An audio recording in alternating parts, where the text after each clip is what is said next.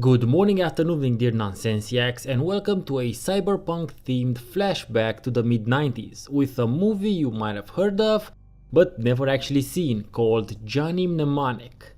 Since I'm taking the whole of September to play and review all the recent Shadowrun titles from Harebrained Schemes, I thought to spice things up a bit and review a cyberpunk themed movie, since I also haven't done a movie review in quite some time. Rest assured that I'll be concluding Shadowrun September next week with the last title in the loose trilogy of Shadowrun games, but for today let's focus on Johnny Mnemonic. I saw this movie around 2 decades ago, so I was around 11 or 12. That's a lot of time for the brain to filter out most of the shit and save up only the fun and happy memories. And Johnny Mnemonic is definitely worse than I remembered it. The movie starts with an introductory text scroll telling us that it's the future of 2021.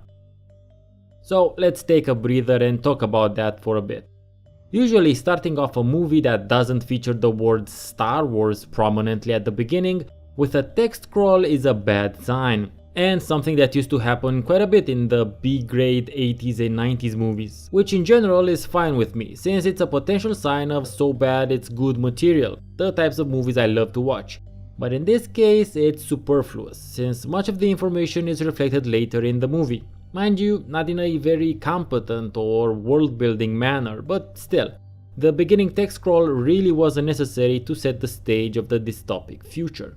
On the other hand, I do have to also take into consideration that writing this now from the almost dystopic future presented in the movie, maybe the movie-going audience of 1995 would need it. Though on the other hand, which if you've been keeping track should be third, maybe robotic one, a competent filmmaker should be able to create the atmosphere with the medium of film itself. That's why I'm watching a movie and not reading the short story that this movie is based on, written by William Gibson. Anywho, the movie features an incredible roster of actors, most of which became quite the names in various fields in the meanwhile.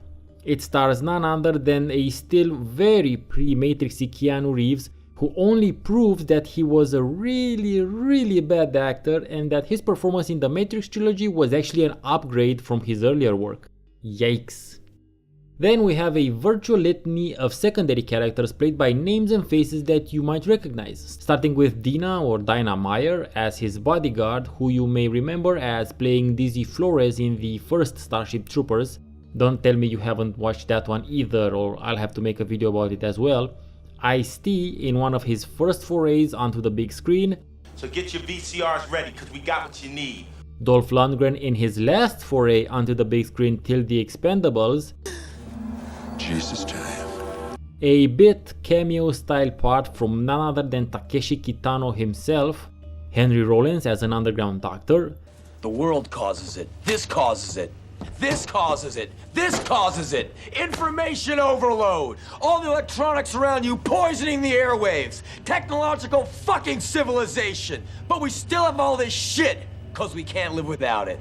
Udo Kier being Udo Kier pretty much, and the Yakuza goon wearing too much makeup and sporting a laser wire thumb. Now, before I get corrected about that last part, I am aware that the actual nomenclature is monomolecular wire. However, while monomolecular looks great in print, laser sounds better when you say it out loud. Also, that's the visual reference one has for what you see on screen, so I'll be running with the laser wire one. Our protagonist, Johnny, is a data courier who transports information too sensitive to be sent via the net in his head. Unlike the movie's title, he doesn't do this by employing some specific method of memorizing, instead relying on a cerebral implant. Thanks to this nifty piece of brain gear, he can store the mind-melting amount of 80 gigs. Activating PEMEX memory doubler. Your present capacity 80 gigabytes. Doubler loading. Your storage capacity is now 160 gigabytes. Okay, 160 gigs if he uses a doubler in his brain. Considering that at the time, in 1995, the average computer had around 500 megs of storage on their hard drives, and they were just about getting to the 1 gig mark, you can kinda see why 80 gigs of data was an insane amount. Oh, how times have changed. Interesting side effect of the implant though, he has no memory of his childhood and he's actually been saving his money in order to get the implant out and have his memories returned. But much like it happens in the beginning of the Shadowrun games, things rarely are what they seem and Johnny has to take one last delivery job because the people performing the surgery upped their price for some unknown reason. Or at least that's what Udo Kier says. I would never trust that guy. Also, just like in Shadowrun games, or more to the point, most action movies, things go sideways fast and Johnny is off on a time-sensitive quest to get the information out before it melts his brain. That's not the only thing that he has to contend with though, because the Yakuza is after his head as well. Literally, in this near-future dystopia, the Yakuza are used as hired muscle by the mega corporations and they want to preserve the information for their clients who do not want his data to be retrieved by any other parties out there. And that's about all I'm going to say about the plot, since honestly there isn't that much of it to really dig into. You can tell though that there are quite a few interesting stories that could have been told because we do get some glimpses into the backstories of the various secondary characters. And at least some of these could have been quite compelling if they'd been competently made. First of all, nothing is really made of his quest to get back his childhood memories. This is only served up as his motivation to take the job in the beginning, and it's occasionally mentioned here and there as being important to him, but it is never explained why it's important. Nor is it explained why he got the implant to begin with, now using it just to get it removed. Takeshi Kitano's role is one that stems from a deep personal tragedy, and it is related to the data that Johnny is carrying in his dome. Way more could have been done with his character, dealing with him finding that fact out and then his reaction to it. Similarly, Dolph Lundgren's character is a cyber-enhanced street preacher who apparently uses religion as both a sort of a front and a personal theme, albeit horribly twisted. It would have been quite interesting to see him actually play the role of a person preaching against self-augmentation as a means of maintaining the purity of the body and as a result of the soul, while he does everything possible to keep himself as augmented as can be. Then there's the sort of AI character, but not really.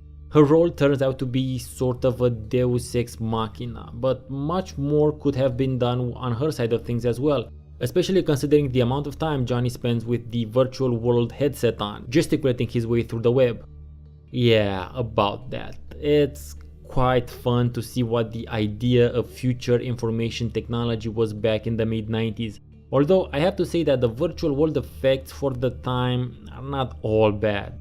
If you look at the overall aesthetic as an abstractization rather than compare it with current capabilities, it more than passes. After rewatching this in the present of 2017, I still cannot explain how in the hell Keanu Reeves continued his career as a lead or a co-lead, because his acting in this is stiff, bland, and generally bad. The one scene where he was probably told that Johnny is having a mental breakdown, he overreacts and hams it up to an insane degree, going from being enraged into bad comedy. Also, the director had this thing about showing a lot of close-up shots of his face, especially at the beginning, probably trying to give the viewers the impression that they're having a video chat with his character, which, I don't know, might have worked better in 1995 than it does now. Even taking this into consideration, the first half of the movie is altogether just badly cut. It's disjointed and the dialogue and interactions between the characters in general feel very off. But since I'm talking about Johnny Mnemonic as part of Shadowrun September, how does the movie fare in terms of portraying the cyberpunk aesthetic and theme? It's kind of okay. I mean, at least they tried, in terms of costumes and various gadgets and gizmos around the world.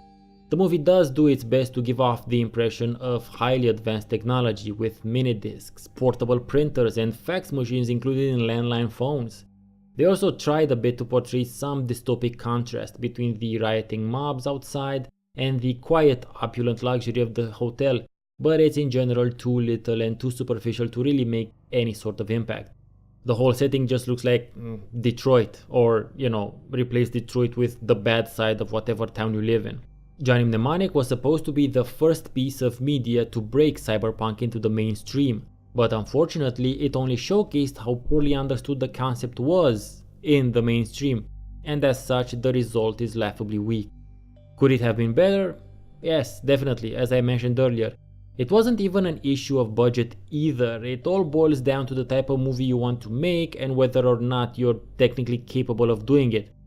And while looking into the behind the scenes of making the movie, it turns out that the director and the writer of the original story, who also wrote the movie screenplay, were initially looking to make a low budget art film, which I can totally see this working as. A very character or atmosphere driven thing, the setting lends itself to that sort of artistic expression or discussion. But that initial pitch failed to get financing and somehow graduated to becoming a $30 million movie. And with that sort of a budget, which is quite decent even for today's standards, there came lots of notes and directions meant to push the movie into the mainstream. According to William Gibson, the movie was recut during the last month of pre-release and, I quote, "It went from being a very funny, very alternative piece of work to being something that had been very unsuccessfully chopped and cut into something more mainstream," end quote. Well, looking at the finished product, one can see signs of these sorts of compromises and interference, especially in the choppy editing of the first half. But to be honest, there is almost nothing directly funny in the movie and nothing really alternative either, at least not in what we get to see. But the main problem I had with rewatching Johnny Mnemonic in the present of 2017 was that it wasn't even so bad it's good territory. I was prepared for it to be different than what I remembered it being, but not like this. It's just an incompetently written and directed movie, simple as that. Regardless of what the initial goal, script or intention was, what we have is the end product, and it is a poorly made one. Normally I suggest you watch bad movies because they're hella entertaining, at least to me, but not this time. Sorry, skip this one, Nonsensiacs. And that's about it for this Cyberpunk cinema intermission in my normal gaming review schedule. Don't forget to check out my friends over at Gaming HD who are continuing to talk about the first Fallout games. You'll find links to their videos in the video description. Thank you for watching. Let me know your thoughts about Johnny Mnemonic. Have you seen it? What did you think? Would you watch it now? I'm very curious to know. Until next week, when I'll be diving into the last entry of this Cyberpunk themed month, Shadowrun Hong Kong, have a nice day, chummers, and keep your crown shiny.